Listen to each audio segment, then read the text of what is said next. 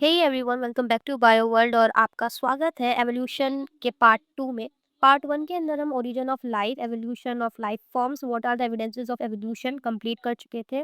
अब जो हमको करना है वो है what is adaptive radiation, biological evolution and mechanism of evolution, और अगर हो सका तो हार्डी विनबर्ग प्रिंसिपल भी। तो स्टार्ट करते हैं व्हाट इज अडेप्टिव रेडिएशन से, जहाँ पर हमने इस चैप्टर को छोड़ा था। So what is adaptive radiation? Adaptive radiation होती क्या है, सबसे पहले तो ये सवाल है। उसके लिए सबसे पहले हम इसको समझने के लिए 3 एग्जाम्पल यहाँ पर पढ़ने वाले हैं।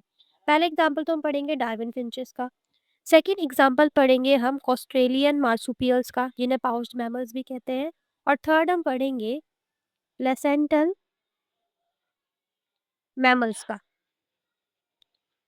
जो कि अगेन ऑस्ट्रेलिया का एग्जाम्पल है। इसके अंदर हमें 3 एग्जाम्पल पढ़ने हैं। पहला डार्विन फिंचेस, दूसरा है ऑस्ट्रेलियन मार्सुपियल्स और तीसरा है ये प्लेसेंटल मैमल्स का। ये हमें एग्जाम्पल्स यहाँ पर स्टडी करने हैं। तो सबसे पहले डार्विन फिंचेस से स्टार्ट करते हैं। अपनी जर्नी के दौरान जब डार्विन अपनी जर्नी पर थे तो वो सबसे पता है कि वो गैलापागोस आइलैंड गए थे, हमने पढ़ा। गैलापागोस आइलैंड पे जाने के बाद उन्होंने ऑब्जर्व किया वहाँ पे बहुत सारी डाइवर्सिटी ऑफ क्रिएचर्स थी, यानी बहुत सारे क्रिएचर्स देखे थे। उनमें से एक थी स्मॉल ब्लैक बर्ड्स, जिनको बाद में डार्विन फिंचेस का नाम भी दिया गया था। इसे देखकर डार्विन बहुत अमेज्ड हो गए थे। क्यों? क्योंकि उन्होंने इसे देखकर रियलाइज किया था that there were many varieties of finches in the same island. Finches यानी स्मॉल ब्लैक बर्ड्स, जैसे कि यहाँ पे देख रही हूँ, इन ये इस फिगर में दिख रहा है कि कैसे ये जो फिंचेस है जो डार्विन ने गैलापागोस आइलैंड पे देखी, इनकी बीक में कितना ज़्यादा अंतर है। एक की बीक ऐसी है, चौथी की बीक निकली हुई है, थोड़ा पॉइंटेड है। सो ऑल द वेराइटीज ही connected evolve on the island itself. और ये जितनी भी वेराइटीज उन्होंने देखी है आइलैंड पर, ये सारी की सारी आइलैंड पर ही इवॉल्व हुई है। ऐसा नहीं है कि ये सारी बर्ड्स पहले पाई जाती थी इन्वायरमेंट में। नहीं, ये सारी जो बर्ड्स हैं, ये सब कुछ आइलैंड पे ही इवॉल्व हुई हैं। ओरिजिनल जो बर्ड थी, ओरिजिनल जो फिंच थी, उसका उसका काम था, वो खाती थी, सीड खाती थी, वो सीड ईटिंग फीचर थी। इसलिए उसकी बीक भी सीड ईटिंग फीचर के हिसाब से थी। Many other forms with Altered beaks arose, enabling them to become insectivorous and vegetarian finches. वहाँ पर जब वो आइलैंड पे पहुँचे तो आइलैंड पे पहुँचते ही वहाँ पे इन्वायरमेंट के अकॉर्डिंग, वहाँ के हैबिटेट के अकॉर्डिंग सारी बर्ड्स को अपनी बीक को इवॉल्व करना पड़ा, उसमें चेंजेस करने पड़े। क्यों? क्योंकि हो सकता है कि क्या पता वहाँ पर सीड ना हो, तो काफ़ी सारी बर्ड्स को इंसेक्ट खा करके अपना गुजारा करना पड़ रहा हो, किसी को पत्ते खा करके अपना गुजारा करना पड़ रहा हो। तो वहाँ पर जो इन्वायरमेंट था उसके अकॉर्डिंग इन सारी बर्ड्स ने अपने बीक में चेंजेस किए, और यही चेंजेस इवोल्यूशन की तरफ स्टार्ट करते हैं। This process of evolution in different, now this is the definition of evolution, कि the process of evolution of different species in a given geographical area starting from a point and literally radiating other areas of geography is called adaptive radiations। यानी कि एक area में अगर कोई species है तो उस स्पीशीज के अंदर एवोल्यूशन की प्रक्रिया का स्टार्ट होना, या फिर वहाँ के एनवायरनमेंट के अकॉर्डिंग उसकी बॉडी में चेंजेस आना, और फिर वो चेंजेस के ज़रिए वो जो स्पीशीज़ वहाँ पर बनी है वो दूसरी जगह, दूसरे हैबिटेट में जाके ट्रैवल करती है।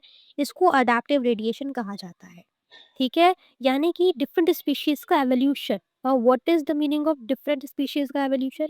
इसकी जब भी एनवायरनमेंट के अकॉर्डिंग या नेचर के अकॉर्डिंग कोई ऑर्गेनिज्म, कोई स्पीशी अपने अंदर बदलाव करता है उस वक़्त सर्वाइव करने के लिए, जैसे कि यहाँ पर ये बर्ड्स थी। इस बर्ड को अपने खाना खाने के लिए, अपने आप को न्यूट्रिशन प्रोवाइड करने के लिए वहाँ पर जो भी चीज़ मिल रही थी उसके अकॉर्डिंग अपनी बीक को ढालना पड़ा ताकि वो उस चीज़ को खा पाएँ। तो ये इस बर्ड का एवोल्यूशन हो गया। तो ये था पहला example Darwin finches adaptive radiation. अब सेकंड एग्जांपल है इसका Australian marsupials. A number of marsupials each different from the other, यानी कि अब ऑस्ट्रेलियन कॉन्टिनेंट में, ऑस्ट्रेलियन आइलैंड कॉन्टिनेंट में देखा गया कि बहुत सारे मार्सुपियल्स जिनको पाउच्ड मैमल्स कहा जाता है वो सारे के सारे एक ही एंसेस्टर से निकले हैं, बट फिर भी सब के सब अलग हैं। जैसे कि कुछ तस्मेनियन वुल्फ बन गए, कुछ टाइगर कैट बन गए, कुछ बैंडेड एंटीटर बन गए, कुछ शुगर ग्लाइडर बन गए, कुछ मार्सुपियन मोल बन गए, कुछ कोआला बन गए, कुछ बेंडिकॉट, कुछ वॉम्बैट, कुछ कैंगेरू, कुछ मैर्सूपियल रैट। तो एक ही मार्सुपियल से जो एंसेस्टर थे उनके, उनसे इतने सारे मार्सुपियल्स देखने को मिले। ये सब कुछ हो पाया क्योंकि इन सारे मार्सुपियल्स के अंदर अडैप्टिव रेडिएशंस देखने के लिए मिली, एक से ज़्यादा रेडिएशन। और जब भी कभी एक रीजन में, एक आइसोलेटेड जियोग्राफिकल एरिया में एक से ज़्यादा अडैप्टिव रेडिएशन देखने के लिए मिलती है, तब हम कहते हैं कि वहाँ पर कन्वर्जेंट एवोल्यूशन शो हुआ है। सेकंड केस है इसका, second third example which is placental mammals in Australia. ये भी ऑस्ट्रेलिया का ही है, जिसके अंदर ऑल्सो अडैप्टिव रेडिएशन देखने के लिए मिली, जिसके वजह से एक प्लेसेंटल मैमल जो कि एक एंसेस्टर से ओरिजिन हुआ था, वो बहुत सारे प्लेसेंटल मैमल जो कि अलग-अलग हैं, जैसे कि mole, anteater, mouse, lemur, flying squirrel जैसे काफ़ी सारे प्लेसेंटल मैमल्स को बना देता है। बेसिकली उस प्लेसेंटल मैमल के एंसेस्टर में अडैप्टिव रेडिएशन हुई, जिससे इतने सारे प्लेसेंटल मैमल्स देखने के लिए मिले। अब प्लेसेंटल मैमल्स और ऑस्ट्रेलियन मार्सुपियल्स के अंदर काफ़ी सारी सिमिलैरिटीज़ देखने के लिए मिली। ये काफ़ी ज़्यादा एक दूसरे से सिमिलर थे। जैसे कि mole and marsupial mole, placental anteater और नुम्बैड एंटीटर, ये दोनों काफ़ी ज़्यादा सिमिलर हैं एक दूसरे के। Placental mouse and marsupial mouse, placental lemur and marsupial spotted cuscus, placental flying squirrel and marsupial flying phalanger, placental bobcat, ये काफ़ी ज़्यादा सिमिलर है तस्मेनियन टाइगर कैट के। वुल्फ एंड तस्मेनियन वुल्फ, ये भी एक दूसरे के काफ़ी ज़्यादा सिमिलर है। तो प्लेसेंटल मैमल्स में जो अडैप्टिव रेडिएशन देखने के लिए मिली और ऑस्ट्रेलियन मार्सुपियल्स में जो रेडिएशन देखने के लिए मिली, ये दोनों ही सारे के सारे जो मैमल्स हैं, ये सब एक दूसरे से काफ़ी सिमिलर देखने के लिए मिले। तो इस तरीके से 3 एग्ज़ाम्पल से हम अडैप्टिव रेडिएशन को समझते हैं। Now biological evolution. Evolution by natural selection. Basically natural selection means वो स्पीशीज़ जिसको जो नेचर में उस वक़्त काफ़ी ज़्यादा फिट है, वही नेचर सेलेक्ट करता है उसको। In a true sense, would have started when cellular forms of life with difference in metabolic capability originated on Earth. जैसे कि the essence of Darwinian theory about evolution is natural selection. जो हमने Darwin theory पढ़ी, वो Darwin theory भी natural selection के बारे में ही बताती है। एग्जाम्पल के तौर पे लिख सकते हो कि वो माइक्रोब्स जो कि बहुत ज़्यादा जल्दी डिवाइड करते हैं, बहुत फास्ट डिवाइड करते हैं, जिनके अंदर मल्टीप्लाई करने की एबिलिटी बहुत ज़्यादा होती है, वो 1 घंटे में या काफ़ी कुछ ही घंटों में बहुत सारी अपनी मिलियंस ऑफ कॉपीज़ बना लेते हैं। तो इससे हम कह सकते हैं that the rate of appearance of new forms is linked to the life cycle और द लाइफ स्पैन। यानी कि एक ऑर्गेनिज्म, एक स्पीशीज़ जो है, एक न्यू फॉर्म जो है, उसकी अपीयरेंस उसकी लाइफ साइकिल से डायरेक्टली लिंक्ड होती है। वो जितनी जल्दी अपनी कॉपीज़ बना सकता है, रिप्रोडक्शन शो करके दिखा सकता है, उतना उसकी जो स्पीशीज़ है वो नेचर में चलेगी। जैसे कि अगर मान लो मैं यहाँ पर एक प्लेट लेती हूँ और इस प्लेट को लेट्स से मैंने ए प्लेट नाम दिया है, और इस ए प्लेट के अंदर मैंने काफ़ी सारे बैक्टीरियाज ग्रो कर रखे हैं। There is colony of bacterias here. अब मैं इसके मीडियम में चेंज कर रही हूँ। चेंज इन मीडियम यानी इसको एक प्लेट से उठा करके दूसरी प्लेट में रख रही हूँ, उसके मीडियम में मैंने बदलाव किया। तो बदलाव करने से मैं देखूंगी कि इसमें सिर्फ कुछ ही बैक्टीरियाज हैं जो कि ग्रो कर पाए हैं। अब ये जो बैक्टीरियाज ग्रो कर पाए हैं, ये नेचर में सबसे फिटेस्ट है, ये इस प्लेट में सबसे फिटेस्ट है, तो यही सिलेक्ट हो पाएंगे, यही और ज़्यादा रिप्रोड्यूस कर पाएंगे और अपनी मल्टीपल कॉपीज़ को बना पाएंगे। तो यही चीज़ नेचुरल सिलेक्शन कहता है, और यही चीज़ आगे भी लिखी हुई है। Like if a colony of bacteria, let's say A plate, growing on given medium has built-in variation in terms of ability to utilize a feed component. यानी अगर मैं एक प्लेट में लेट्स से ए प्लेट, उसमें एक colony of bacteria को grow करूँ और उसके बाद उसके मीडियम में बदलाव करूँ किसी तरीके का, तो फिर जो मैं उस मीडियम में उसके मीडियम में बदलाव करने के बाद जो अब मैं बैक्टीरिया सर्वाइव करे हुए देखूंगी, वो न्यू कंडीशंस में सर्वाइव करे हुए होंगे। In due course of time, this variant population outgrows the others and appears as new species.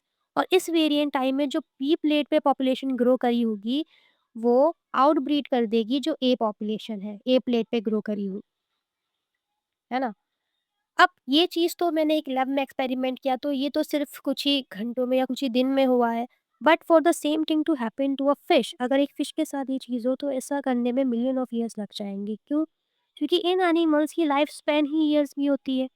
Here we say that fitness of B is better than that of A under the new conditions. और यहाँ पर हम कह सकते हैं कि इस new condition में जो बी की फिटनेस है, यानी बी ज़्यादा फिट हो पा रहा है इस न्यू कंडीशन में as compare to A. Okay, so basically nature selects for fitness, यानी नेचर उसी को सिलेक्ट करती है जो नेचर में उस दौरान फिट होता है। One must remember that the so called fitness is based on characteristics which are inherited, और ये फिटनेस जो है ये आपकी इनहेरिटेंस पे बेस्ड होती है। Hence there must be a genetic basis for getting selected and to evolve, यानी कि आपके जेनेटिक के बेसिस पे आप सेलेक्ट हो सकते हो या इवॉल्व हो सकते हो। इस चीज़ को कहने का एक दूसरा तरीका ये भी है that some organisms are better adapted to survive in another otherwise hostile environment, यानी कि कुछ ऑर्गेनिजम्स होते ही हैं ताकि वो अडेप्ट हो पाएँ और फिर सर्वाइव कर पाएँ नेचर के अंदर। Adaptive ability is inherited. Adaptive ability जो होती है वो इनहेरिट की जाती है, वो एक जेनेटिक बेसिस है। और फिटनेस जो है वो एंड रिजल्ट है उस एबिलिटी का अडेप्ट होने के बाद और फिर नेचर से सिलेक्ट होने का। इसीलिए डार्विन की थ्योरी ऑफ एवोल्यूशन के ब्रांचिंग डिसेंट और नेचुरल सिलेक्शन दो मोस्ट इंपॉर्टेंट की कॉन्सेप्ट है।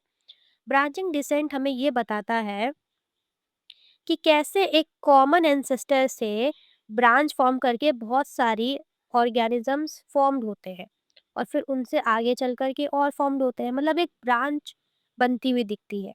और नेचुरल सिलेक्शन हमें बताता है उस एवोल्यूशन का मैकेनिज्म कि आखिर वो एवोल्यूशन हुई कैसे उनकी। Even before Darwin, a French naturalist, Lamarck, had said that evolution of life forms had occurred but driven by use and disuse of organs. He gave the example of giraffe. इसके अलावा जो दूसरे scientist थे जो कि naturalist थे basically, जिनका नाम है लेमार्क,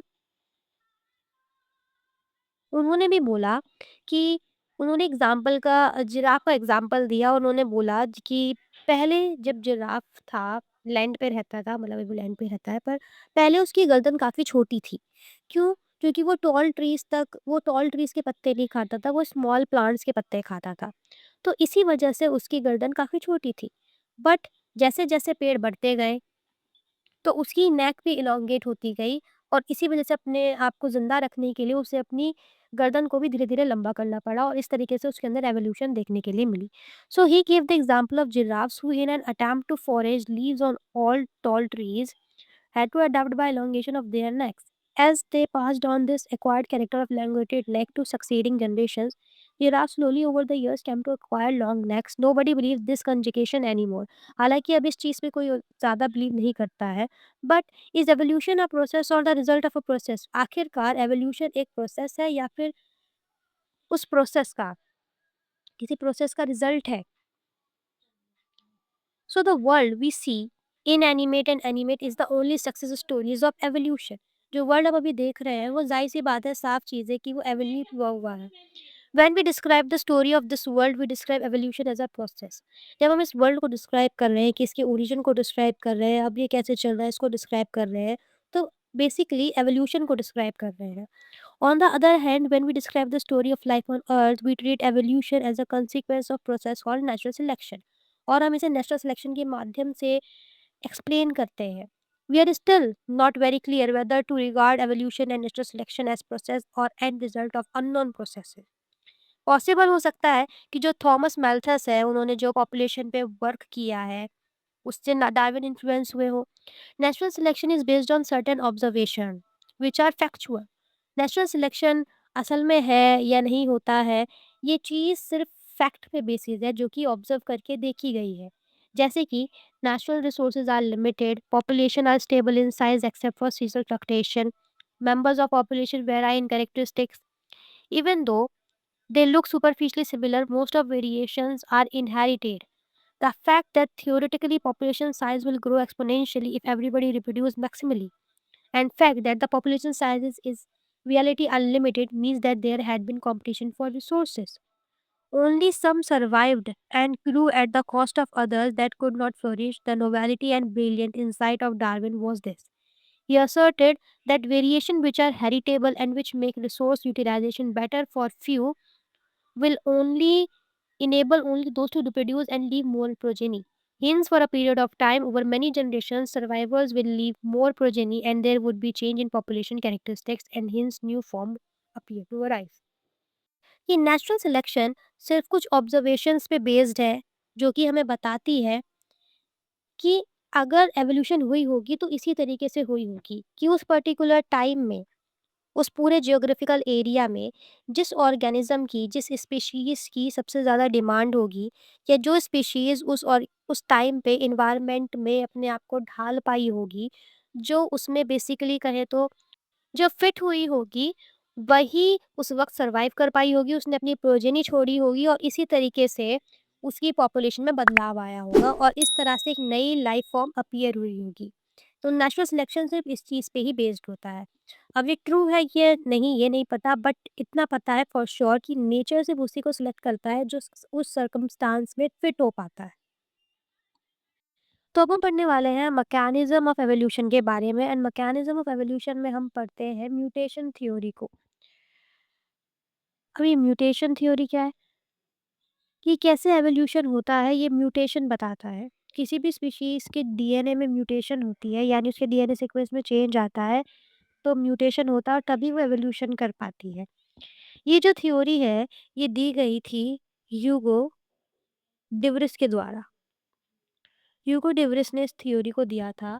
इस थ्योरी के अंदर उन्होंने एक इवनिंग प्राइम रोज पर काम किया था, बहुत लंबे समय तक, और उसको स्टडी किया था। जब उन्होंने उस इवनिंग प्राइम रोज को स्टडी किया तो उन्होंने देखा कि कुछ टाइम बाद उसकी पॉपुलेशन जो है, जो उसकी पॉपुलेशन थी, उसके अंदर बहुत बड़ा चेंज देखने के लिए मिला। यानी कि उसके अंदर नई स्पीशीज़ की फॉर्मेशन हो रही थी। इसी इवनिंग प्राइम रोज के अंदर म्यूटेशन देखने के लिए मिली, जो कि म्यूटेशन की वजह से यहाँ पर जो स्पीशीज़ है, उसके अंदर नई स्पीशीज़ देखने के लिए मिली। इस इवनिंग प्राइम रोज़ का दूसरा नाम भी है। इस इवनिंग प्राइम रोज़ को ओनियोथेरा लेमार्किनी भी कहा जाता है। ओनियोथेरा लेमार्क, इसकी पॉपुलेशन में सडन बदलाव देखने के लिए मिला। तो उन्होंने बोला कि जो ये इवनिंग प्राइम रोज़ था, इसके अंदर जो बदलाव देखने के लिए मिला, ये म्यूटेशन की वजह से देखने के लिए मिला। और फिर उन्होंने कहा कि ये जो म्यूटेशन होता है, यानी कि mutation means changes in DNA, DNA के सीक्वेंस में किसी तरीके का बदलाव। जो चेंजेस होते हैं डीएनए सीक्वेंस में, वो बहुत लार्ज होते हैं और रैंडम होते हैं, डायरेक्शनलेस होते हैं। हम ये नहीं प्रेडिक्ट कर सकते कि अगला म्यूटेशन कहाँ पर होगा, किस तरीके से होगा। ठीक है? तो ये काफ़ी ज़्यादा जो ये चेंजेस होते हैं डीएनए के अंदर, ये चेंजेस रैंडम होते हैं, डायरेक्शनलेस होते हैं, हम नहीं बता सकते कि अगला कहाँ पर होगा, एंड साथ ही साथ में लार्जर, बड़े डीएनए सीक्वेंसेस में म्यूटेशन होती है, ये लार्जर होते हैं। ठीक है? और सिंगल स्टेप लार्ज म्यूटेशन, यानी एक ही सिंगल स्टेप में बहुत बड़ी म्यूटेशन शो कर देना, उसको सैल्टेशन कहा जाता है। इस पैराग्राफ के अंदर बस यही बातें लिखी गई हैं। लिखा गया है, what is the origin of this variation and how does speciation occur, even though Mendel had talked of inheritable factors influencing phenotype. Mendel भी तो इनहेरिटेबल फैक्टर्स, जिनको आज हम जीन्स बोलते हैं, इन इनहेरिटेबल फैक्टर्स को आज हम जीन्स बोलते हैं। जीन्स की बात की गई थी जिससे फिनोटाइप बदलते हैं। Darwin either ignored those observations or kept silence. In the first decade of 20th century, यानी कि 20th century के फर्स्ट डिकेड में जो ह्यूगो डिवरिस है, based on his work on evening primrose, both fought the idea of mutation. अब यहाँ पर बोल रहे हैं कि जो साइंटिस्ट हुगो डिवरिस थे, उन्होंने जो इवनिंग प्राइम रोज पर काम किया था, उससे उन्होंने म्यूटेशन के आइडिया को जन्म दिया। उन्होंने उस चीज़ को काफ़ी स्टडी किया, इवनिंग प्राइम रोज को, और फिर उन्होंने देखा कि उसके जो पॉपुलेशन है, उसकी पॉपुलेशन में, तो उन्होंने म्यूटेशन देखा जिससे पता चला कि उस पॉपुलेशन में काफ़ी ज़्यादा लार्ज डिफरेंस देखने के लिए मिला था। जिस वज़ह से पता लग पाया कि इनमें ज़रूर म्यूटेशन हुई होगी और उसी म्यूटेशन से एवोल्यूशन कॉज़ होता है, ना कि किसी छोटी-मोटी वेरिएशन से जिसकी डार्विन ने बात करी। Mutations are random, mutations random होते हैं, डायरेक्शनलेस होते हैं और लार्ज होते हैं। जबकि डार्विनियन की वेरिएशंस की जो वो बात कर रहे थे वो स्मॉल और डायरेक्शनल होते हैं। Evolution for Darwin was gradual while De Vries believed mutation caused speciation and hence called it saltation। यानी कि अब यहाँ पे स्पेशिएशन का क्या मतलब है? स्पेशिएशन का मतलब है न्यू स्पीशीज का फॉर्म्ड होना। इसका मतलब है स्पीशीज फॉर्म न्यू स्पीशीज का फॉर्म्ड होना स्पेसिएशन कहलाया जाता है और इसको सैल्टेशन भी बोला जाता है। यानी कि सिंगल स्टेप लार्ज म्यूटेशन को सैल्टेशन बोला जाता है। Studies in population genetics later both out some clarity. और यही चीज़ जब स्टडीज जेनेटिक्स की जब पॉपुलेशन जेनेटिक्स की जब प्रॉपर स्टडी की गई तो यही चीज़ क्लेरिफाई हुई कि जो एवोल्यूशन का मैकेनिज्म है, जो एवोल्यूशन होता है, वो म्यूटेशन की वजह से होता है।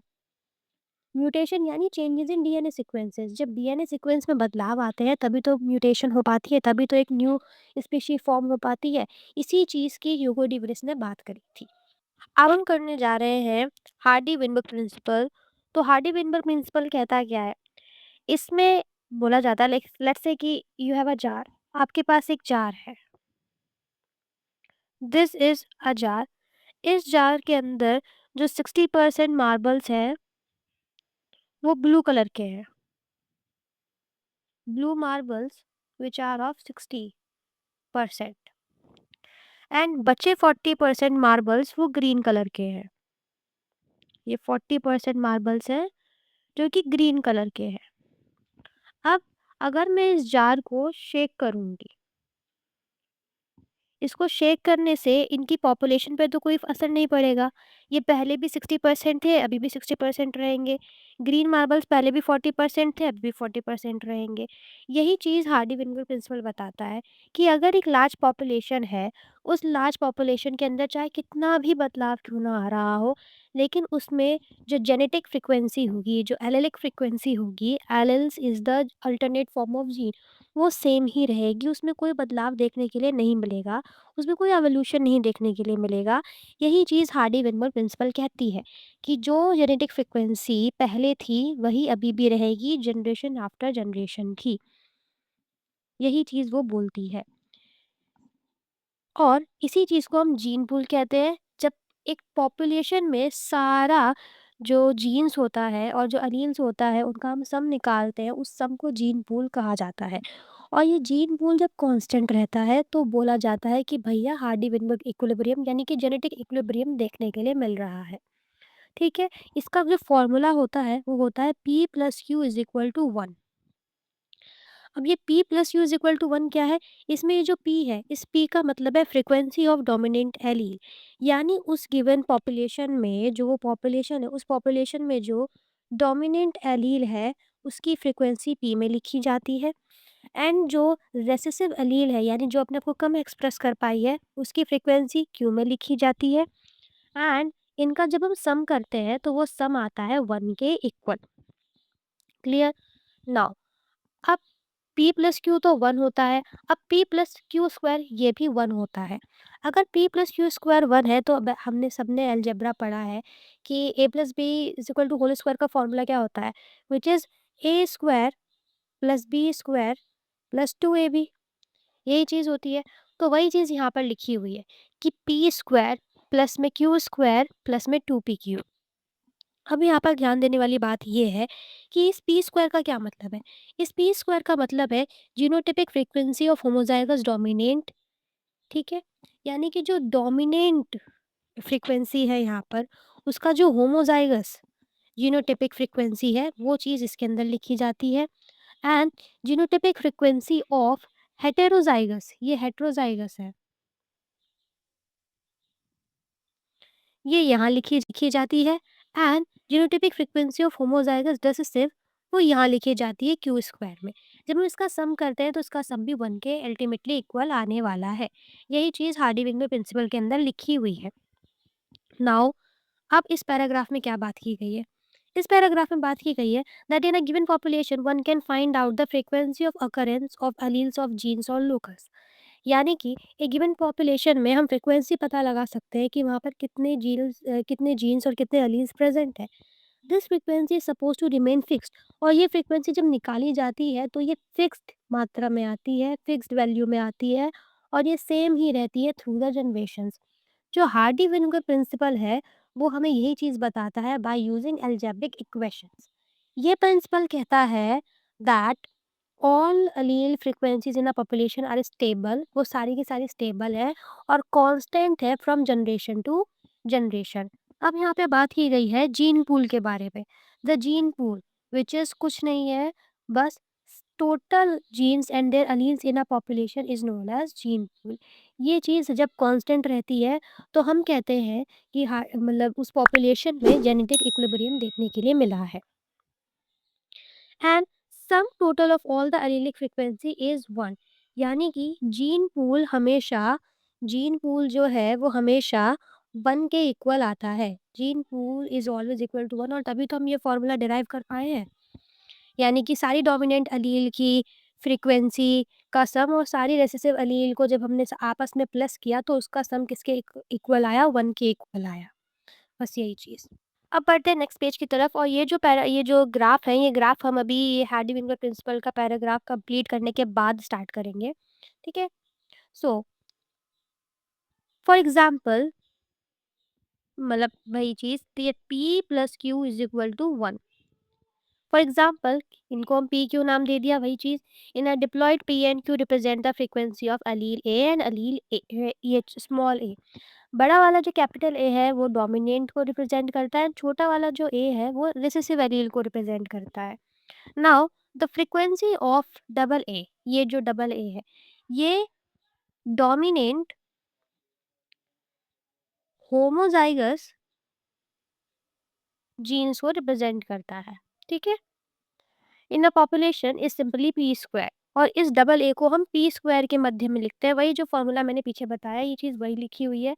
This is simply stated in another ways, that is the probability that an allele A with the frequency of p appear on both the chromosome of different individuals.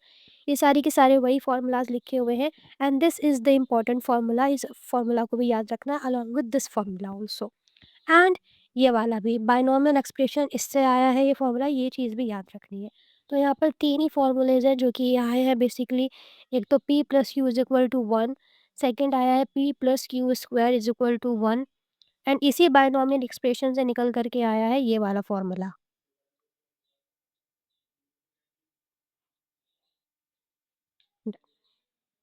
ठीक है? ये तीनों फॉर्मूलेज याद रखने हैं।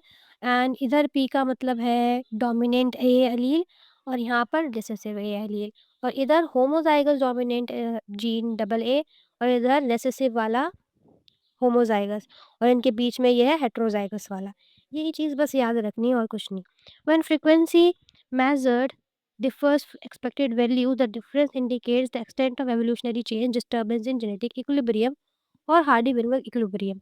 यानी कि अब हम उन चीज़ों की बात करने वाले हैं कि वो कौन से फैक्टर्स हैं जिनसे ये हार्डी विनबर्ग इक्विलिब्रियम, यानी कि जेनेटिक इक्विलिब्रियम अफ़ेक्ट होता है। तो ये 5 फैक्टर्स हैं जिनसे ये अफ़ेक्ट होता है। ये रहे 5 factors are known to affect Hardy Weinberg principle. अब ये 5 फैक्टर कौन-कौन से हैं? दीज़ आर, सबसे पहला तो है जीन माइग्रेशन, जिसको जीन फ्लो भी बोला जाता है, genetic drift, mutation and genetic recombination और नेचुरल सिलेक्शन। तो सबसे पहले तो मैं बात करती हूँ जीन माइग्रेशन के बारे में कि जीन माइग्रेशन क्या होती है।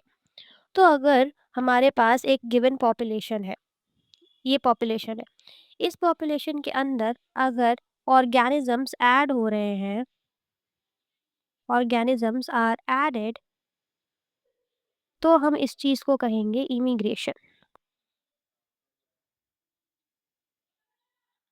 ठीक है? और अगर इसी गिवन जो पॉपुलेशन में जो ऑर्गेनिजम्स है या जो इंडिविजुअल्स हैं वो बाहर जा रहे हैं, तो उस चीज़ को हम कहेंगे एमिग्रेशन। ठीक है? Emigration is what organisms are going, organism are moved out, are moved out.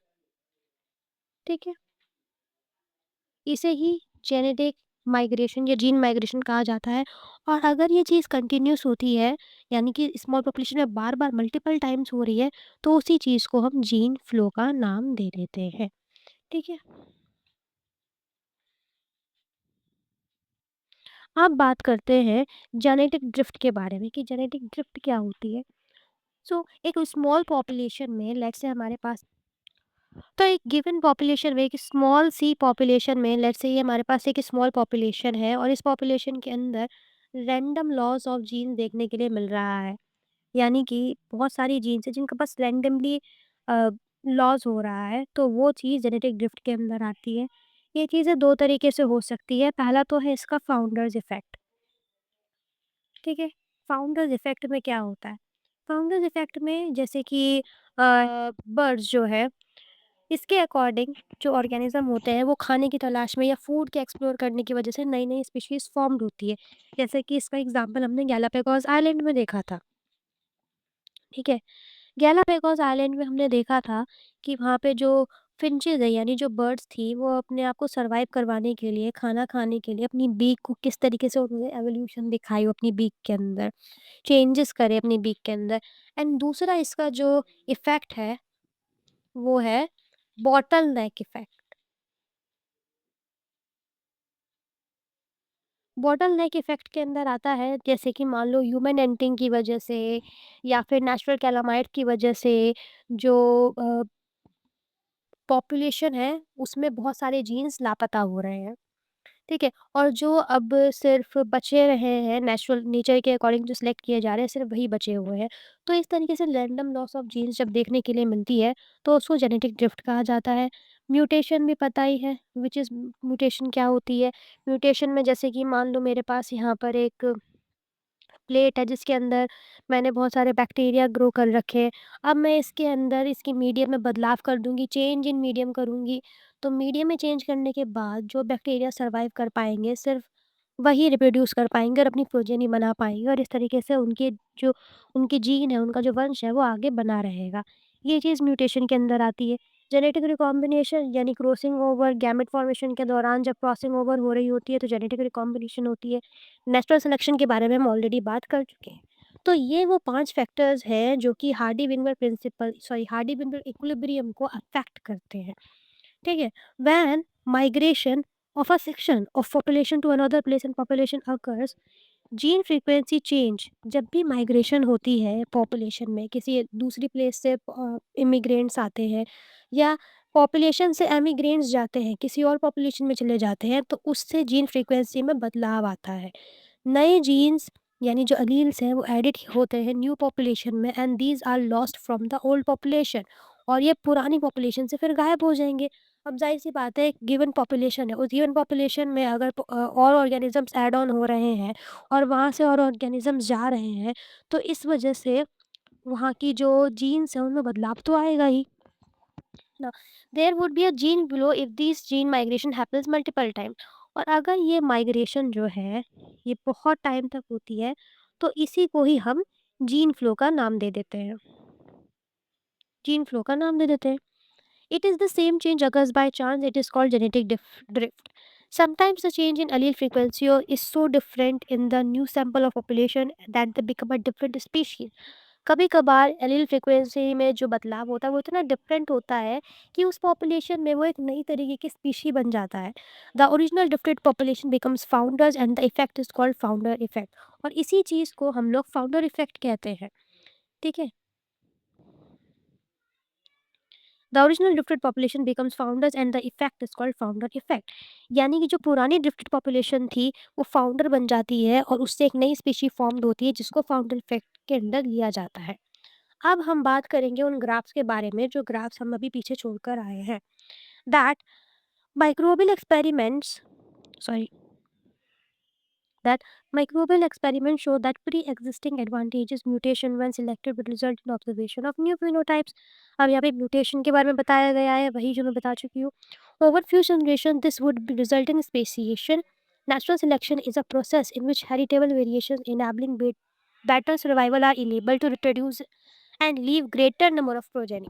A critical analysis makes us believe that variation due to mutation या variation due to recombination during gametogenesis या due to gene flow या genetic drift, इन सब चीज़ों से frequency में बदलाव आते हैं और इससे एलील्स भी बदलते हैं फ्यूचर जनरेशन के लिए, है ना? अब बात करते हैं यहाँ से नेचुरल सिलेक्शन की। Natural selection can lead to stabilization, यानी कि नेचर अगर सिलेक्ट करती है किसी दो ऑर्गेनिजम्स को या किसी पर्टिकुलर स्पीशी को, तो वो किस तरीके से सिलेक्ट करती है? पहले तो वो सिलेक्ट करती है स्टेबलाइजिंग के। तो सबसे पहला जो ग्राफ है वो है स्टेबलाइजिंग ग्राफ, जिसको नॉर्मल सिलेक्शन के अंदर भी लिया जाता है। इस ग्राफ को हम लोग नॉर्मल सिलेक्शन भी बोलते हैं।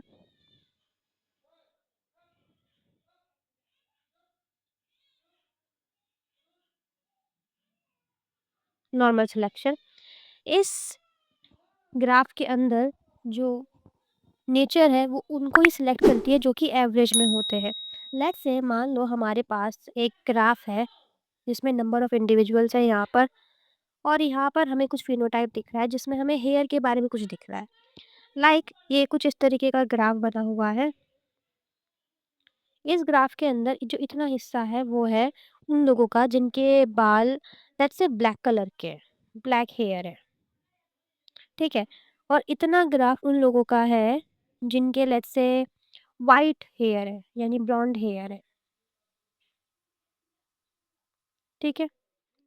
अब बीच में जो इतना हिस्सा बचा ये है एवरेज वालों का, जिनके बाल ब्राउन कलर के हैं, ठीक है? तो नेचर जो सिलेक्ट करेगी वो इनको ही सिलेक्ट करेगी। जो एवरेज है, इंटरमीडिएट है, उसको ही सिलेक्ट किया जाएगा। ये नॉर्मल सिलेक्शन के अंतर्गत मतलब अंतर्गत आता है, इसके अंडर आता है। जैसे कि यहाँ पर भी you can see that peak gets narrower, peak जो है कितना नैरो हो गया है, इसका कितना पतला हो गया है, ये कितना पतला हो गया है। नेचर ने सिर्फ एवरेज वालों को ही सिलेक्ट किया है। अब सेकंड हम बात करते हैं जिसको बोला जाता है directional. This one is directional, या फिर इसको प्रोग्रेसिव ग्राफ भी बोला जाता है नेचुरल सिलेक्शन का, जिसके अंदर आता है कि मान लो कि नेचर सिर्फ एक को ही सिलेक्ट करती है, और जब वो सिलेक्ट कर रही होती है तो ग्राफ भी सिर्फ उसी डायरेक्शन में चला जाता है। जैसे कि इंडस्ट्रियल मेलानिज्म का वाला जो केस था जिसमें वो वाइट मॉथ थे और डार्क विंग मॉथ थे, तो उसमें हमने देखा था कि ये हमारे पास नंबर ऑफ इंडिविजुअल्स का ग्राफ है एंड ये फिनोटाइप का ग्राफ है। इसमें हमने देखा था कि इंडस्ट्री से पहले उन्होंने किसको सिलेक्ट कर रखा था, जब फैक्ट्रीज वगैरह, वहाँ पर इंडस्ट्री के आने से पहले वाइट विंग्ड मॉथ ज़्यादा दिखते थे, है ना? तो उस वक्त पे नेचर ने वाइट विंग्ड मॉथ को चूज़ करके रखा था। तो उस हिसाब से जो पीक ग्राफ है वो इस तरीके का बना, यानी कि ग्राफ इस तरफ शिफ्ट हो गया, है ना? और इंडस्ट्री के बाद इंडस्ट्री के बाद देखा कि डार्क विंग्ड मॉथ ज़्यादा देखने के लिए मिल रहे थे, तो नेचर ने डार्क विंग्ड मॉथ को ज़्यादा सिलेक्ट किया, तो तब ग्राफ कुछ ऐसा देखने के लिए मिला, इस तरफ शिफ्ट हो गया, है ना? तो सेकंड वाले में ग्राफ एक तरफ शिफ्ट हो जाता है, in graph shifts in one direction, जहाँ पर ज़्यादा एक्सट्रीम ट्रेड देखने के लिए मिलता है। हालाँकि इससे दूसरा पूरा गायब नहीं हो जाता, लेकिन बस ग्राफ एक तरफ शिफ्ट हो जाता है और वो उस तरफ शिफ्ट होता है जहाँ पर ज़्यादा ट्रेड देखने के लिए मिलता है। अब थर्ड है डिस्रप्टिव ग्राफ। डिस्रप्टिव ग्राफ यानी डिस्रप्टिव सिलेक्शन, इसके अंदर नेचर 2 इंटरमीडिएट को सिलेक्ट करता है, जो कि दोनों ही एक्सट्रीम ट्रेड के होते हैं।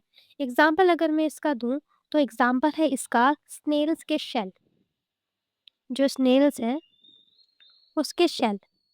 स्नेल्स के शेल जो है वो दोनों सिलेक्ट किए गए हैं, एक तो ब्लैक भी सिलेक्ट करा हुआ है नेचर के द्वारा एंड वाइट भी। ये तुम्हें दोनों ही मात्रा में सेम सेम दिखेंगे, क्योंकि ब्लैक वाले रॉक्स में अच्छे से छुप जाते हैं एंड वाइट वाले सैंड में अच्छे से छुप जाते हैं, इसलिए ये दोनों ही सिलेक्ट किए गए हैं बाय नेचर।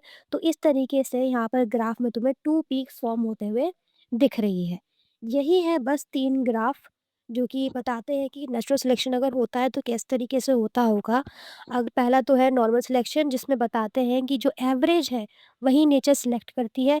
सेकंड है डायरेक्शनल सिलेक्शन यानी प्रोग्रेसिव, यानी कि जो इंटरमीडिएट ज़्यादा होगा, जो ज़्यादा एक्सट्रीम मात्रा में होगा, ग्राफ उसकी तरफ शिफ्ट हो जाता है और नेचर भी फिर उसे ही सिलेक्ट करती है।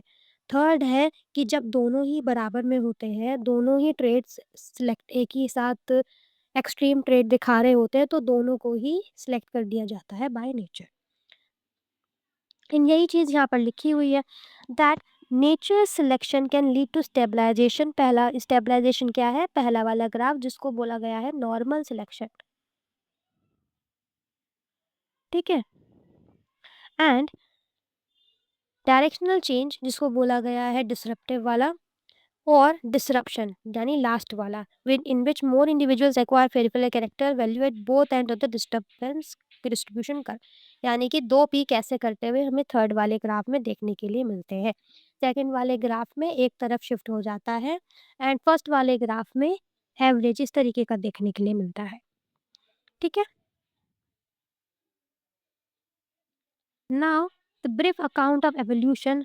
अब जो बचा है वो है brief account of evolution and origin and evolution of man, और फिर ये चैप्टर खत्म है। बस 2 चैप्टर हैं बचे, उसके बाद ये पूरा चैप्टर खत्म है, जो कि हम पार्ट 3 में करेंगे।